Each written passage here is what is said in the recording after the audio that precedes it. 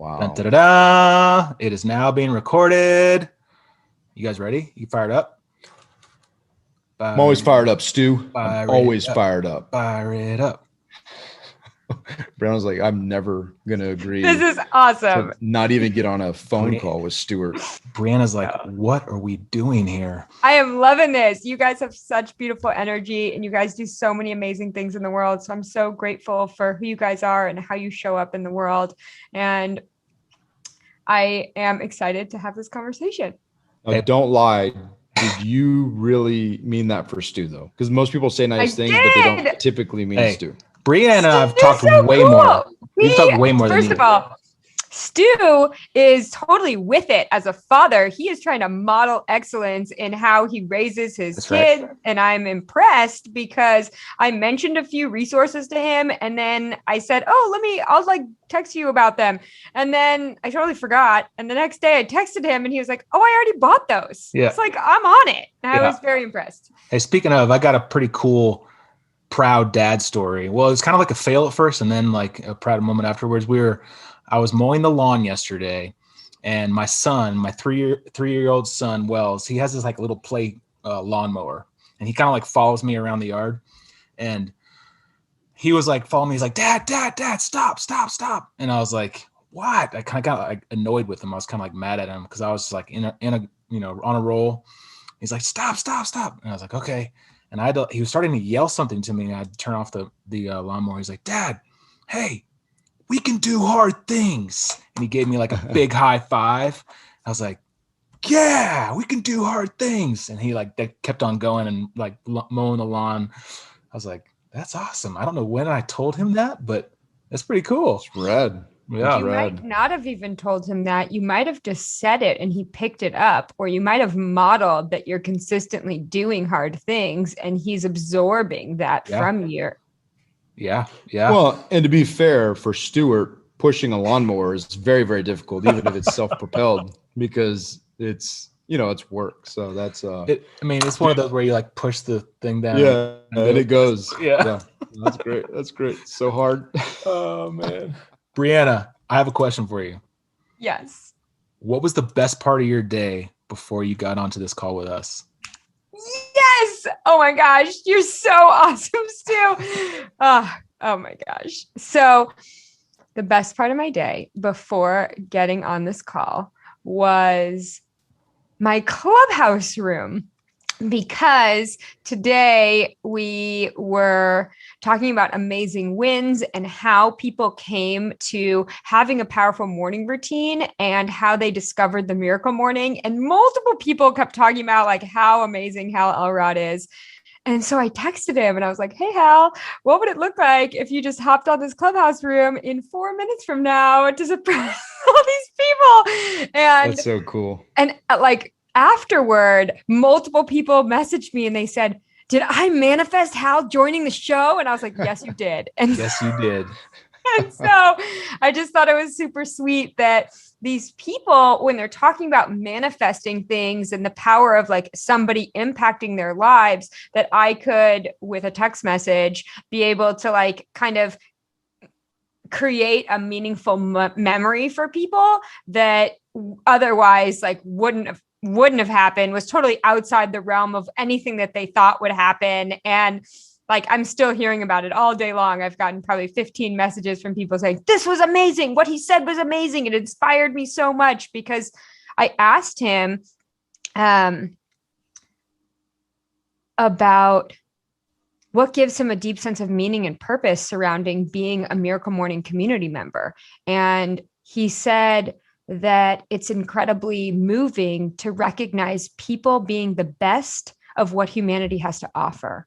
People showing up as their best selves. And he gets to witness, although there are so many dark parts of the world, he gets to witness the beautiful parts of the world consistently. And when we search for the good, more of what's good will come. And so I loved what he shared. I loved all these people being like, I made that happen. I'm like, yes, you did. That's cool. Awesome. That's rad. Well, Brianna, for our audience, if you could just give a little background of who Brianna Greenspan is, and just kind of tell us about yourself if you could.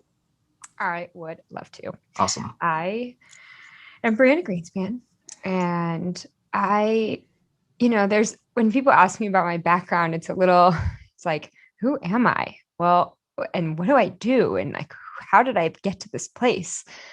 Well, I honestly, when I think about who I am, I'm just someone who's trying to do all the good I can in all the ways I can at all the times I can for all the beings I can as often as I can. And that kind of leads me in various different directions because my intuition is guiding me to who I'm supposed to talk to, who I'm supposed to collaborate with, what I'm supposed to do, how I'm supposed to show up with this level of kindness and gratitude and generosity for the various people that I meet, for the various places that I'm and communities that I'm a part of. And I think a lot of that desire to serve and that desire to listen to my intuition comes from my childhood, because my childhood was riddled with complications. I had a lot of physical challenges. And as a result, I was constantly in I had constantly had assistive devices. I constantly had medications. There was a lot of labels. There was a lot of limiting beliefs. There was a lot of physicians saying like, you can't, you won't, you'll never. There was a lot of like sitting out on the sidelines.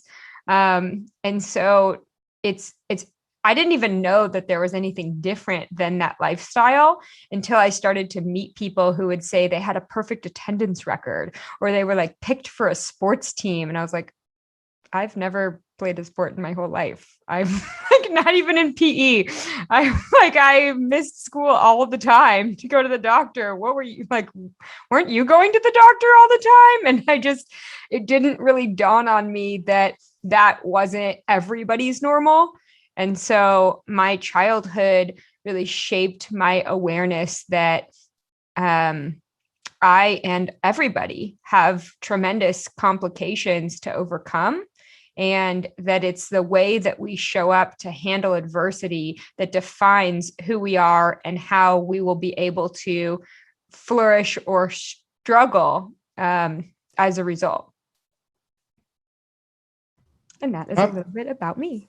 That's awesome. And I love the all the ways you can, like that's just extreme focus, and there's a lot of purpose there and a lot of why there. And I love that. Thank you for sharing. I'm kind of curious. So you had all these different challenges and even mindset things and label, like when you said labels, I don't know why that just really resonated with me. But what was the turning point? Like what was the catalyst that took all that stuff and now you're Brianna Greenspan? Yeah. Well, that's good. Thank you. That was awesome. There was this moment, they were like taking me back. There was this moment where I had lost the ability to walk. I was 19 years old. I was super drugged up. And every physician that I went to see was like, here's another pill. And here's another label, and here's another assistive device. Oh, you need a handicap placard because you can't walk. Oh, you need a wheelchair. You need a this, that, the other. But the buffet of suggestions were all depreciative. And it just got to the point where I said to my parents, I don't think I want to live anymore if this is it. Like, it hurts to breathe. It hurts to move. It hurts to be alive. If this is where I'm at, and this is the only set of options, this does not seem very good. And so I went home to see a neurosurgeon about my surgery because I kept saying something is wrong. It was like 10 times worse than before the surgery. Like before the surgery, I was in a lot of physical pain and there was a lot of complications, but I could walk and it didn't hurt in the same ways it did after the surgery. It was like a whole nother realm. And so everybody just kept saying like, here's more drugs. You're not trying hard enough. And I went home. I was in college at the time and I went home to see this neurosurgeon. And that night, my closest friend OD'd and died. And I got this phone call that my friend had passed away. And then I went to see the neurosurgeon. And he said, "Oh, you're a medical anomaly. Something happened. We don't know what it is, but your surgery failed.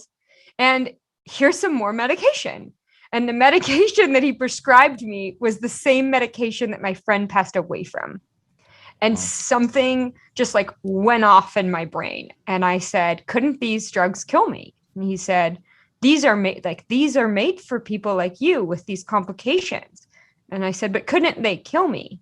And it just, in that one moment, I said to myself, you're either going to end your life in some way, intentionally or unintentionally, or you're going to go on a search to figure out all the ways that you can become your strongest self.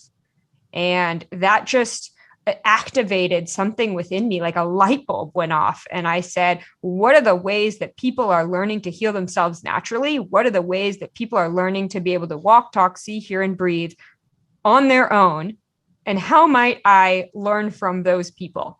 And from there, I just started to research everything that I could on healing. And I dropped out of college and I went through a 378-hour therapy program with the goal of being able to walk up a flight of stairs with no assistive devices, with no Western medication, and 9 hours a day, every day for 6 weeks. And after that, I could do that.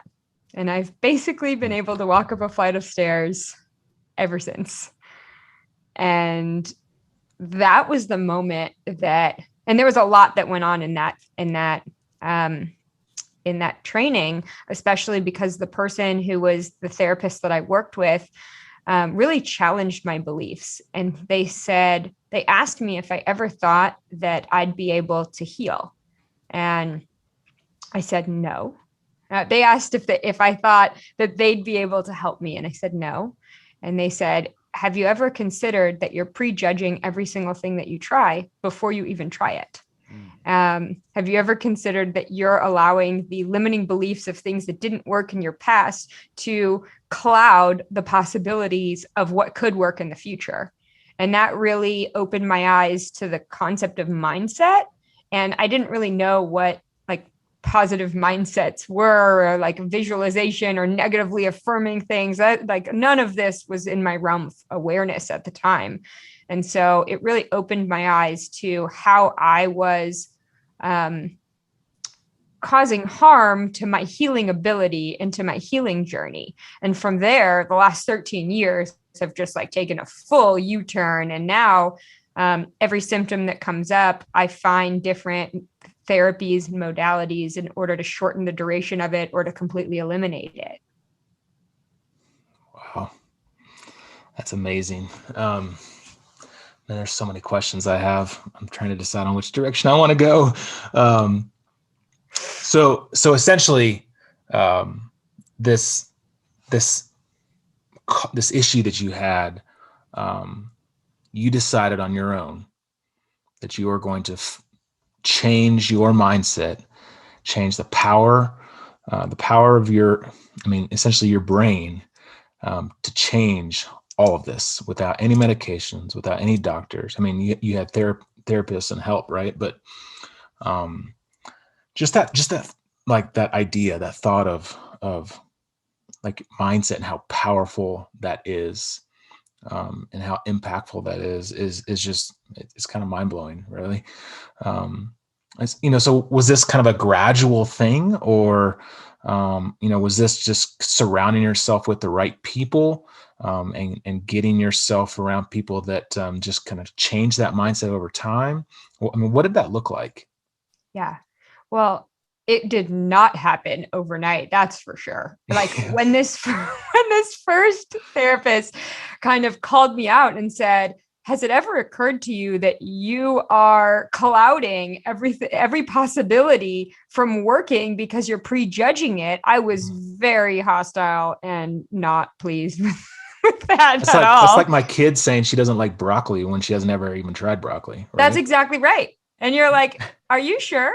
it could taste like cotton candy, but you don't know because you decided that you don't like it. And so this person really challenged my belief system. And I was like really aggressive and unkind, and really did not believe in this character at all.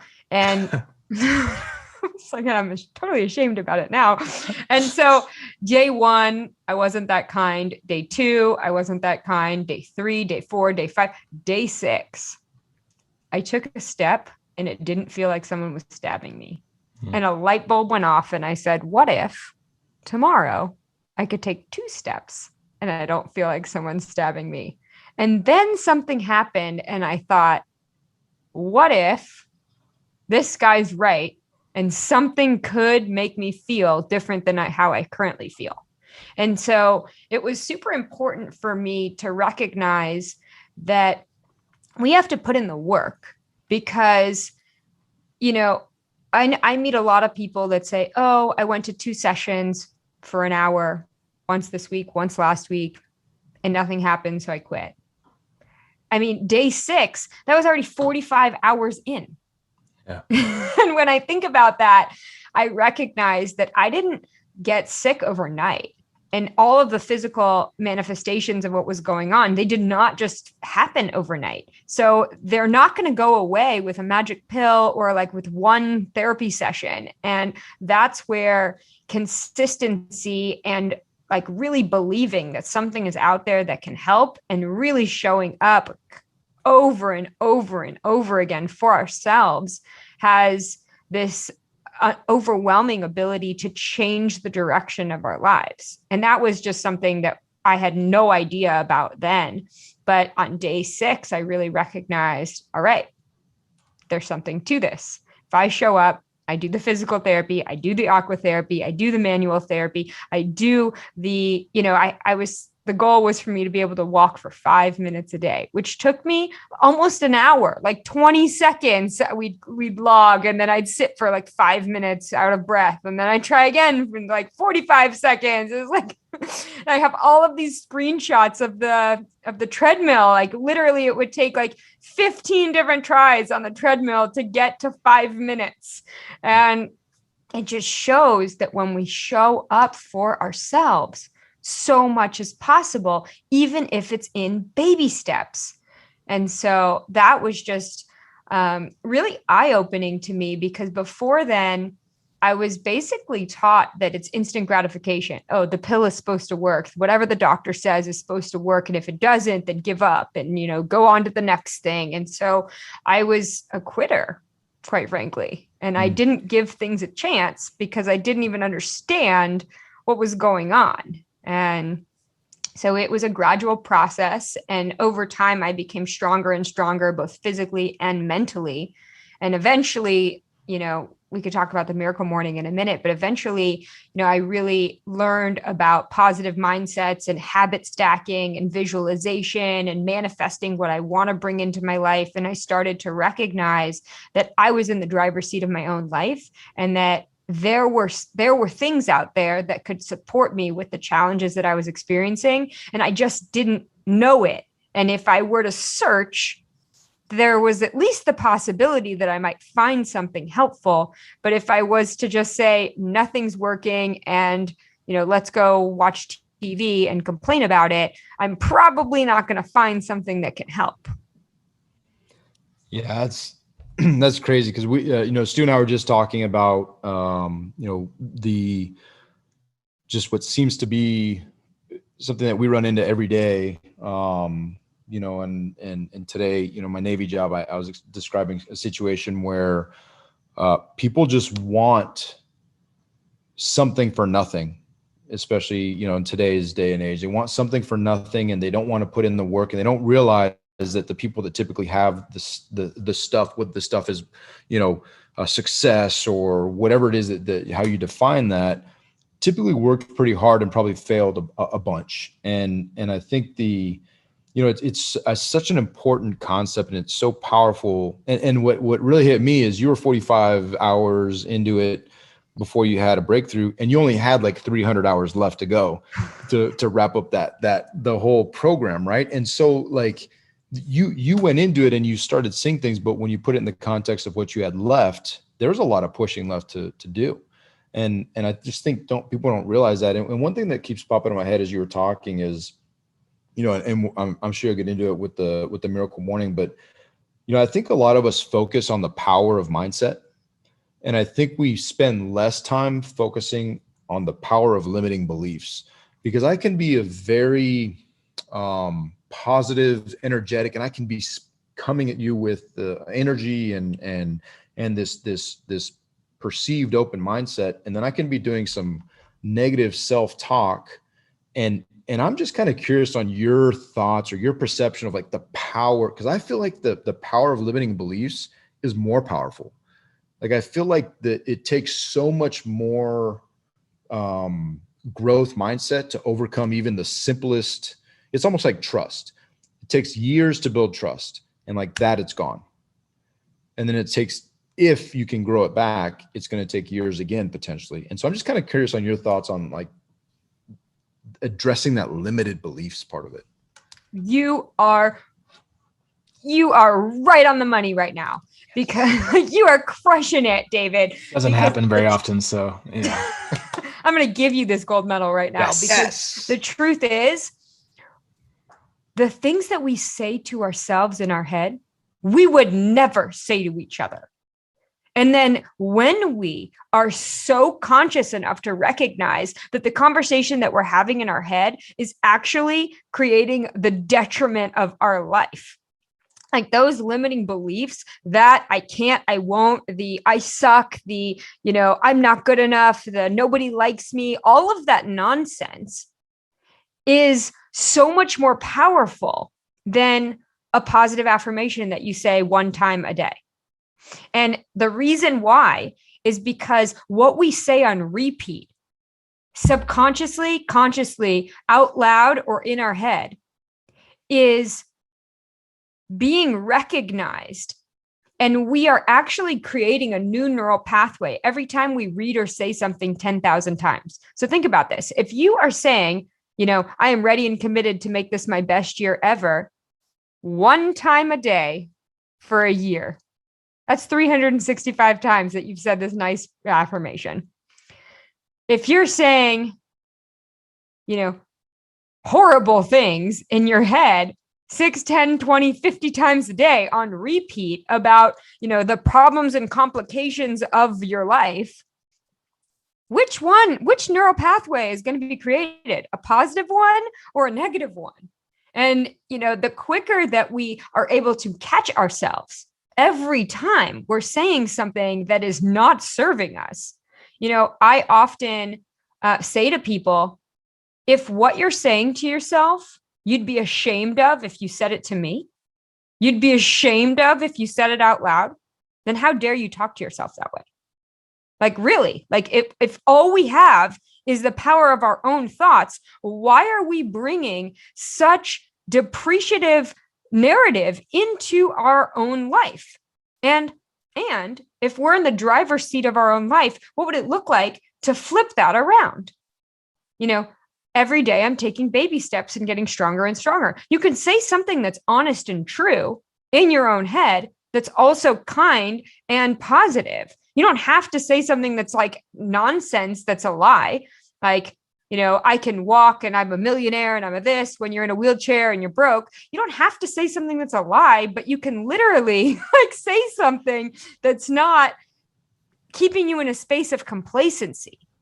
And when we recognize that the subconscious is constantly listening, we recognize how important it is to have things in our environment that are triggering our conscious and subconscious to create a conversation that is going to serve us not only now, but in the future. And so that's why I created the Miracle Morning Art of Affirmations. A lot of people are like, you created a coloring book. That makes no sense. I'm like, it's not a coloring book. Yeah. It's like, it's a secret positive psychology workbook. I don't want people to just color. I always say it's not about the coloring. It's about what happens next. When you are sitting mindfully for just a few minutes, what happens is that you're activating the 3 attention skills that you develop during a mindfulness practice. And those attention skills are sensory clarity, equanimity, and concentration power. Yet the magic is when you tear the page out of the book and when you put on your mirror, your desk, in your office, on your refrigerator, I am ready and committed to make this my best year ever. Because what happens is that every time you see that affirmation, you get to ask yourself, what am I ready and committed to do today to make it my best year ever? Not, oh my gosh, today sucks. This year sucks. Oh my gosh, pandemic. Oh my gosh, my business. Oh my gosh, my kids. Oh my gosh, my whatever. But you're actually asking yourself, what accountability am I going to build into this moment in order to create the life of my dreams? And it's the action that we take based on the powerful questions that we ask ourselves that we can move ourselves out of the space of consistent limiting beliefs. Awesome. Thank you for that. So you're saying we shouldn't have like Fox News or CNN on in the background all day long? No. Oh, okay. No, thank you. Oh, no, okay. I reject that narrative. No, anything.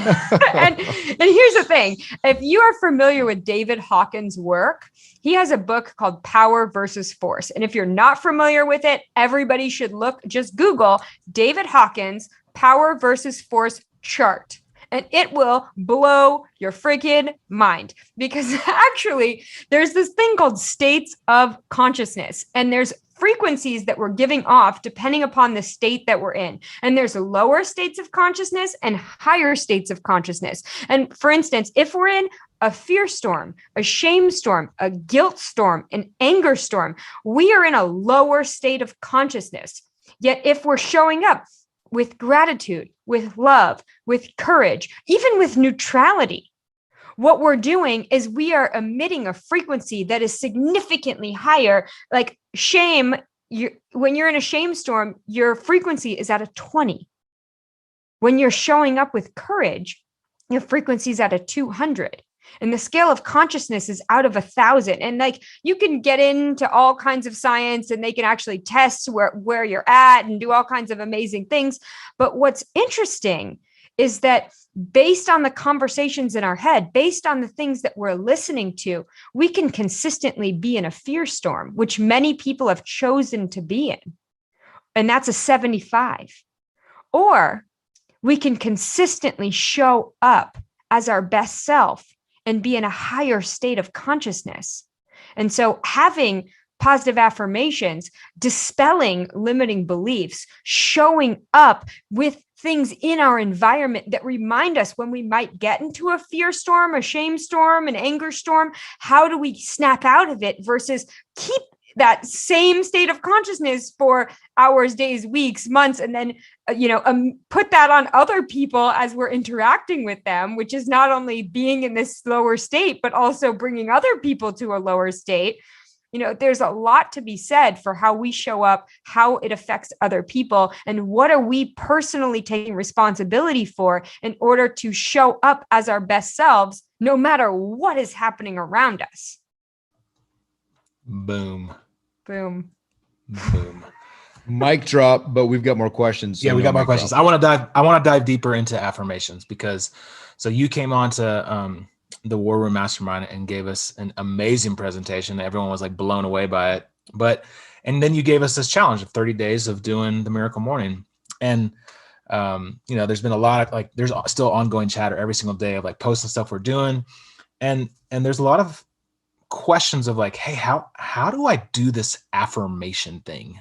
What does this really look like? What's the actual action steps of practicing affirmations? So Brianna, go. How do we practice affirmations? Well, so first of all, affirmations are words coupled with action. And so if we are not taking massive action on the things that we say, then we're not actually doing anything except for creating a limiting belief in our head. Because if we say something like, I am a millionaire, and then we sit on the couch and watch a sports game, eating potato chips, and nothing happens to our bank account, we wonder, why is this not working? Like, that doesn't work. That doesn't work. And then we are creating a limiting belief that, oh, these sentences don't work. That's nonsense. But it's nonsense because, first of all, that's not a real affirmation. Second of all, there was no action taken. And so your subconscious is now saying to you, this is nonsense. You shouldn't even try. This is not for you. However, there's a beautiful affirmations formula. I am just as worthy, deserving, and capable of. And then you insert whatever it is that you want to bring into your life that you'd like to bring into your life that you don't currently have, as anybody else on earth. And I will prove this by, and then you insert these specific actions that you are willing to take. This is it. I'm just as worthy, deserving, and capable of whatever it is as anybody else on earth. And I will prove this by whatever massive action you're going to take. It's literally that simple. And so when I say things like, I am where I am because of who I was, but where I go depends entirely on who I choose to be, then I get to ask myself, who do I choose to be today? Do I choose to be kind? Do I choose to be generous? Do I choose to be loving? Do I choose to be compassionate? Do I choose to be angry, bitter, annoyed? Who do I choose to be? Easily triggered. And we get to choose what side of the coin we want to land on. And when we take personal responsibility for our choices, when we take personal responsibility for the things that we say and the actions that we follow it up with, it's mind-blowing, because that's a whole different ball game than just like saying empty sentences and saying like, oh, well, I said affirmations today. And I'm like, no, you didn't. You just said like random sentences from the internet that don't even apply to you. Affirmations are just ridiculous, because if you Google positive affirmations, like most of the nonsense online is like just nonsense. And like affirmations are supposed to be the vehicle to stop limiting beliefs, because we are literally changing our self-talk. But if affirmations do not allow you to take massive action, catch yourself with limiting beliefs, change the conversation in your head, and then take massive action on the things that you want to bring into your life, you're not doing it right. So you have to actually do something about it? Yes. Oh, man. Shocking. And this is one of those like, A for effort, but effort is like, you really got to put in the effort. And the miracle equation is a really good one. It's like, it's unwavering faith plus extraordinary effort. And people are like, I believe I'm going to become a millionaire. I'm like, great. I want to see your extraordinary effort. Yeah, what are you doing about it? What are you doing about it? Yeah. Are you pushing yourself in many directions? Are you throwing darts at the wall? Because if you're not failing fast and failing forward, you're probably not going to succeed at the level that you hope for. And you said it like beautifully before. Most people that we know that are succeeding at the highest level have also failed more than most people that we know that fail. Yeah. Because like the general consensus of the world is like, I fail and I give up. Well, the general consensus of high-level achievers is I fail often, and eventually I succeed. And I succeed more because of how many times we've failed, because we picked ourselves back up. And people who stay down and use it as a limiting belief for why they should never get back up, it's just two different types of people. And we can all be the types of people that achieve at a high level, but you got to take massive action. A lot. That's so awesome. Good. But that reminds me of the one of our favorite verses that we like to talk about from the Bible and from James is, faith without works is dead. Right? Like, so you can talk all day about, I love Jesus and I love my faith, I love these people, and if you don't put action to that, it's cheap, right? There's nothing to it. It doesn't accomplish a thing. So I love how you talk about like you have all these things that you say, like, it's like Stu in the morning, waking up and being like, I'm really good looking. I'm really good looking. Well, okay, dude, like everybody knows that you're good at other stuff, but like, that's not going to be one of them. So let's make something actionable. Right. No, man, you don't want to see me in the morning. My hair's all over the place. And I'm like, yeah, no, I've seen so it. funny, guys. You guys are so funny. With like the frog in your throat and like you got 𝐼𝐴𝐻𝐿𝐵𝐤𝐻 and all that kind of stuff. 4 a.m. does not look pretty on me, but I get up. Doesn't wear it well, but he does get up. And so I would love to know about your morning routine. Like, what is it that you're doing? Oh, this is good. Well, I'll be honest. My morning routine looks different every single day. I did not will my chronic illness away. It's a true story. Yet, every single day, the one non-negotiable is that I'm going to get up and I'm going to fill up my own cup. Yet, because I have such a robust toolbox, every day I get to ask myself in this exact moment, what is going to serve me at the highest level? And because I'm asking myself that, I give myself the flexibility. Yesterday I read for 35 minutes, but today I only read for 5 minutes.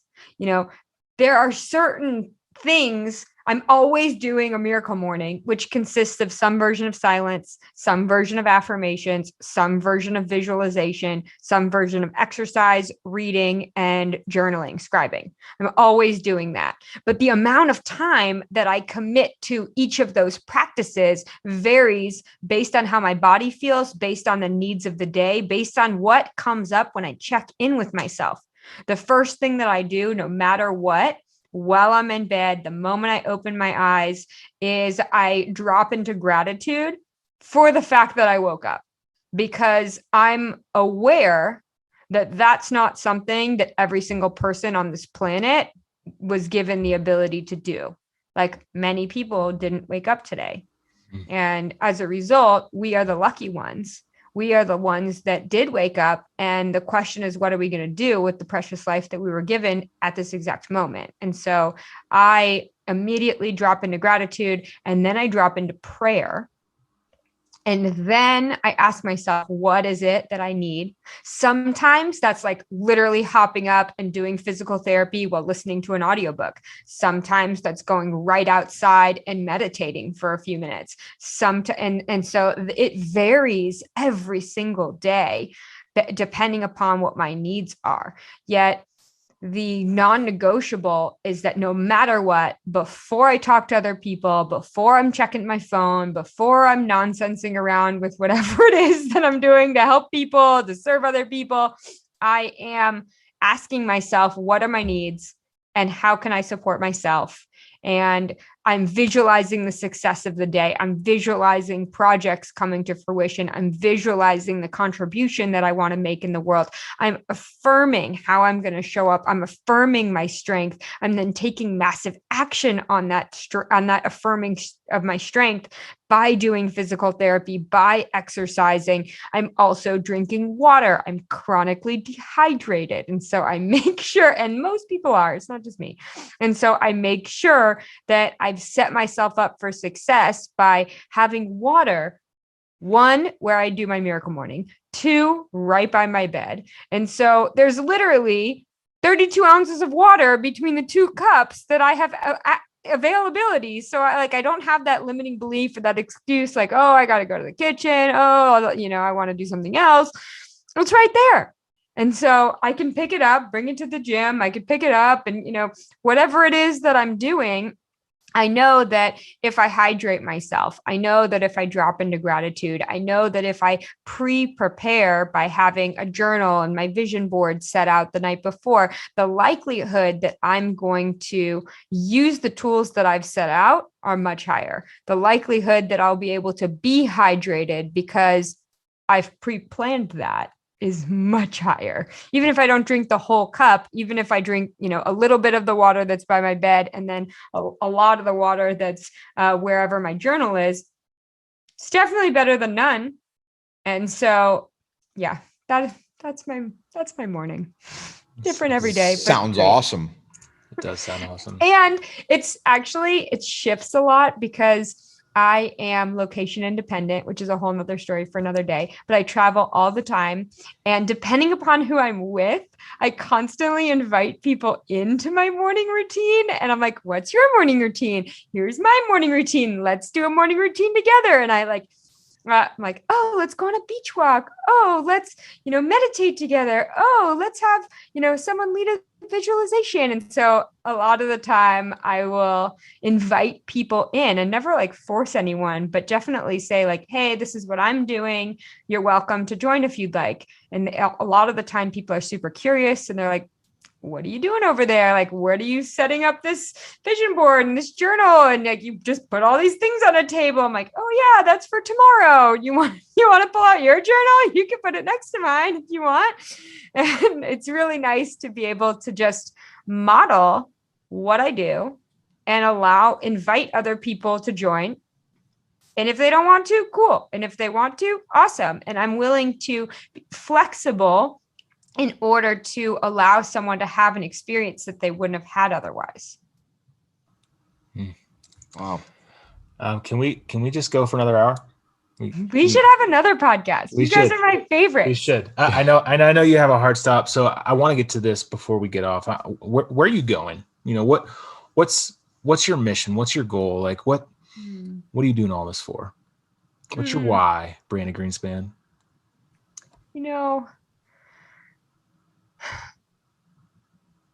So I'm gonna take you back again.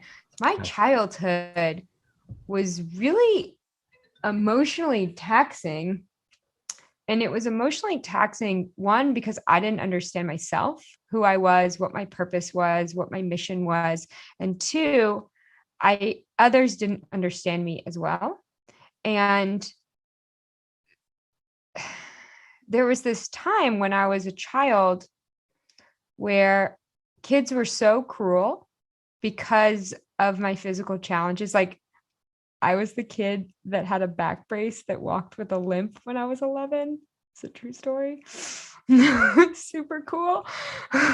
And there was such a lack of understanding and a lack of acceptance and a lack of inclusion that, and I witnessed this. It wasn't like I was the only kid that was bullied or isolated or whatever, but I witnessed the response. And some kids became super kind so that other people wouldn't experience that. And some kids became super hard and said, I was bullied. I'm going to be the bully.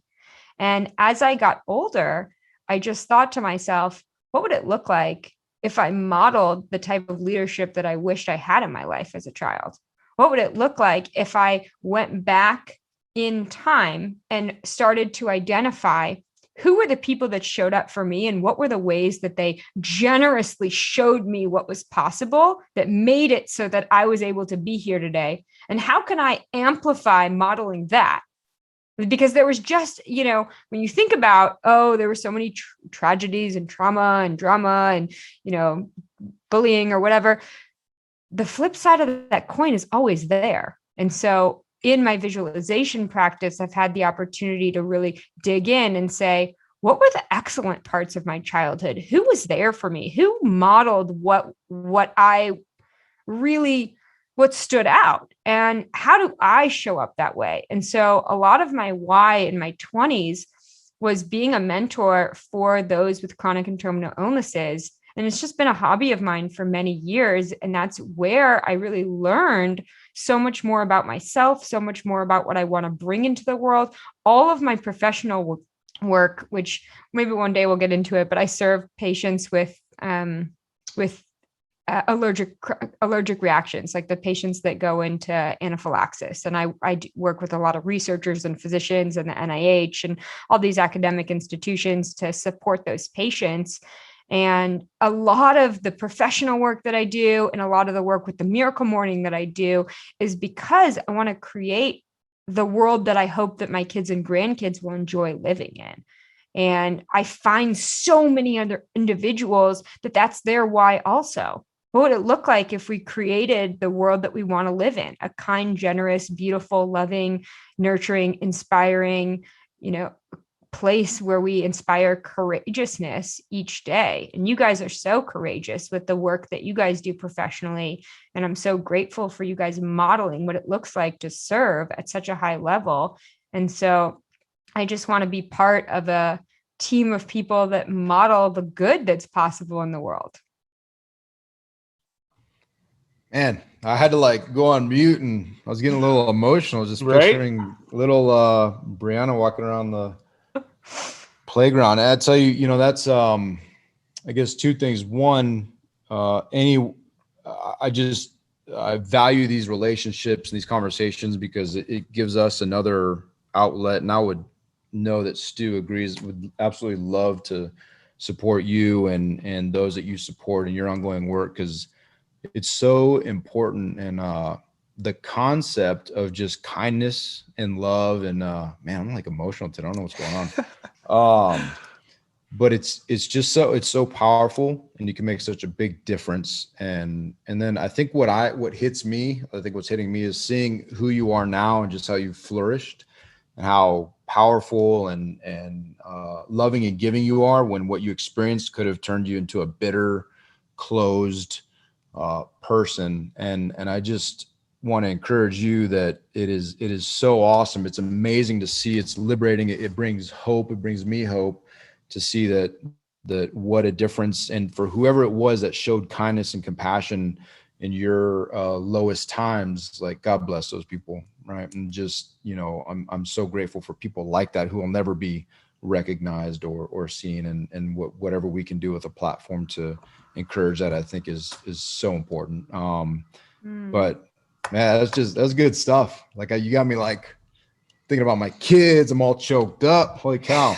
If we're not thinking about who we are, how we're showing up in the world, and how do we model what we want to see in the next generation, who is? Yeah. It's like that's really it. That's what the Miracle Morning has really reminded me of each and every day during these visualizations. I'm like, I know a lot of people that just listen to CNN and Fox all day long, and then all they talk about is fear and craziness and chaos and darkness and all these challenges that, rightfully so, there's a lot of complications happening in the world. Yeah. Yet there's always the flip side of that coin. And if we just ignore all the goodness that's happening, if we ignore all the superheroes that are literally bringing out their superpowers, then we're missing part of that richness that life, you know, has available on a silver platter for us. And we're like, no, we only like the negative stuff. It's more popular. I'm like, okay, guys. It's crazy.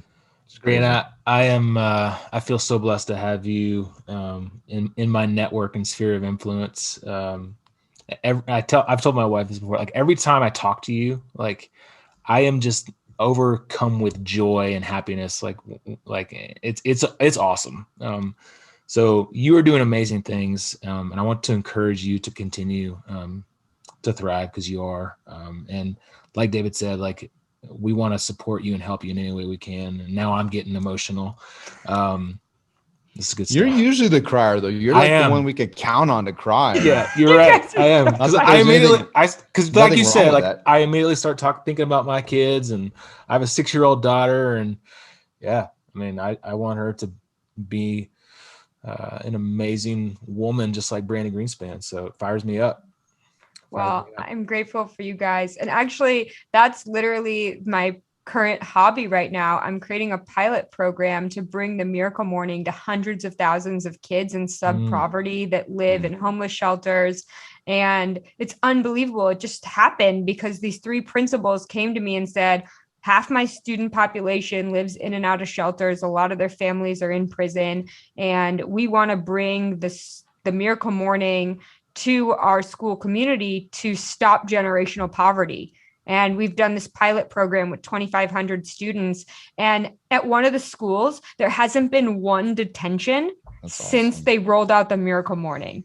And so cool. Now we're getting all these phone calls from principals all across America saying, we want to bring that to our school. I'm like, bring what? We don't even have a curriculum. And so now, like, this hobby has become a much bigger hobby to, like, create something for these schools in September. And so it's it gives me a deep sense of fulfillment to know that there's a lot of possibilities to show up to serve if we're open to those possibilities even coming into our life, and then saying yes when the right possibilities are presented.